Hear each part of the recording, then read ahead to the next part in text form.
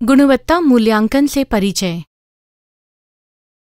पोशाक के लिए कपड़े की तैयारी और सिलने की गुणवत्ता के पहलू।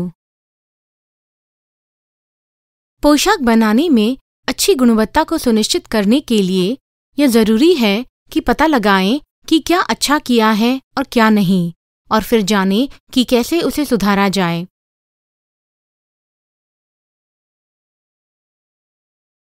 कहा गया है कि लगन से ही परिपूर्णता प्राप्त होती है, और यह विधान सिलने के पेशे में भी लागू होता है। इसलिए अगर काम इच्छा अनुसार न हो, फिर भी उसे छोड़ना नहीं चाहिए और दोबारा बहुत धीरज और जागरूकता से कोशिश करनी चाहिए, जिससे अंत में आप कामयाब हो पाएंगे। उद्देश्य। इस पाठ के अंत में आप पोशाक बनाने के हर कदम पर गुणवत्ता के महत्व को समझा पाएंगे। पोशाक बनाने के लिए ध्यान में रखने वाली गुणवत्ता की सभी पहलुओं की सूची बना पाएंगे।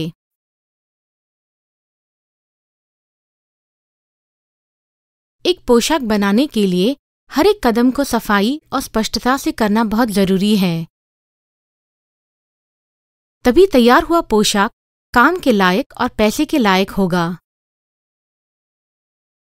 हर पोशाक बनाने में उसके हर एक कदम पर गुणवत्ता को आंका जाएगा, ताकि यह सिलाई की कोर्स में बहुत जरूरी हिस्सा बने, जिससे आप बहुत अच्छे दर्जी बन सकें। हमें गुणवत्ता को दो अवस्था में देखना चाहिए, एक जब पोशाक बन रहा है और दूसरा जब पोशाक बन चुका हो और बिकने के लिए तैयार हो। पहले देखते हैं गुणवत्ता के पहलू को, जो ध्यान में रखना चाहिए कपड़े चुनते वक्त, बनाते वक्त, मोड़ते वक्त, ड्राफ्टिंग करते वक्त, कपड़े को काटते वक्त और कटे टुकड़ों को सिलते वक्त। सबसे पहले और महत्वपूर्ण है यह जांचना कि पोशाक के प्रकार के हिसाब से सही प्रकार का कपड़ा चुना है कि नहीं। जांचें कि शुरू करते वक्त कपड़ा सिलवटदार तो नहीं। सिलाई से पहले यह भी देखें कि कपड़ा अच्छी तरह से इस्त्री किया है कि नहीं। जांचें कि कपड़े का ग्रेन ठीक किया है या फिर ऑफ ग्रेन है। सुनिश्चित करें कि कपड़ा सही तरीके से मुड़ा हुआ है और सेल्वेज किनारा यानी गोट और मुड़ा हुआ भाग एक दूसरे से समांतर हैं।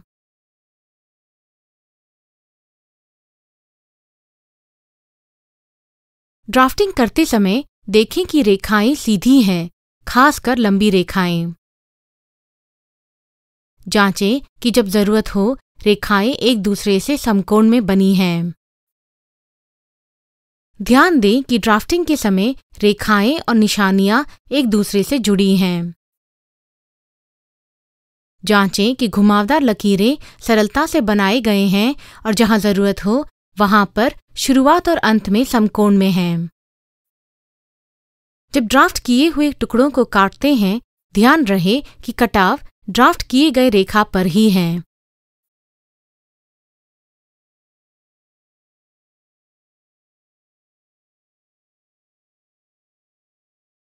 अक्सर हो सकता है कि कटाव ड्राफ्ट किए हुए रेखा के बगल में हो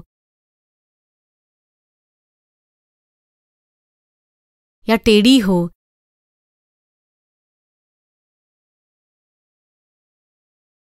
या फिर घुमावदार हो, जो अंत में तैयार उत्पाद पर असर करता है।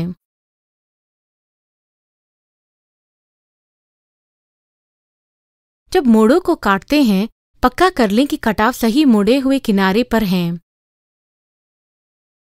इसके लिए आप कपड़े को मोड़ पर दबा सकते हैं, जैसे दिखाया गया है।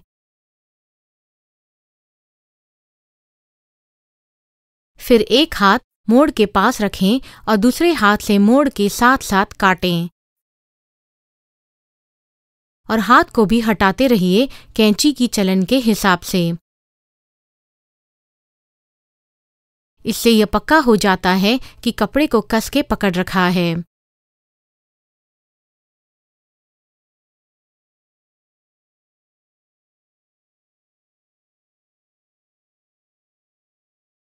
ज्यादातर संभावना है कि आसानी के लिए आप मोड़ को उठाएंगे और काटेंगे, जो कि गलत अभ्यास है, जैसे यहाँ दिखाया गया है।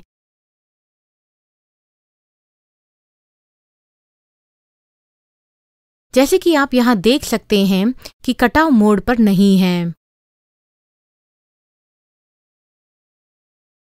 जांचें कि कपड़े के सीधे और उल्टे तरफ दोनों गलती से मिलकर एक साथ सिल न गए हों, जैसे यहाँ दिखाया गया है। जांचें कि सही टुकड़े आपस में सिले हुए हैं। यहाँ पर बाह का आगे का भाग कुर्ती के पीछे के भाग से सिला हुआ है। अगर कपड़े को एक दिशा हो तो जांचें कि पोशाक कपड़े की दिशा के अनुसार कटा हुआ है।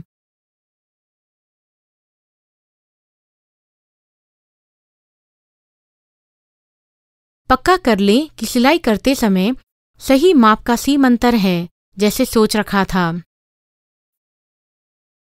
पक्का कर लें कि आपके पास सम और समांतर सीम अंतर है। यह भी ध्यान रहे कि कटे किनारों को एक पंक्ति में रखा गया है। पक्का कर लें कि आपका सिलाई मशीन थ्रेड टेंशन पर है और विशिष्ट कपड़ों के लिए सही लंबाई की सिलाई है। इस पाठ में हमने गुणवत्ता के वो पहलुओं को देखा जो हमें ध्यान में रखना है जब कपड़े को चुनते हैं, तैयार करते हैं, मोड़ते हैं, ड्राफ्टिंग करते हैं, कपड़े को काटते हैं और कटे हुए टुकड़ों को सिलते हैं। समाप्त करने से पहले आइए मुख्य मुद्दों पर एक नज़र डालें।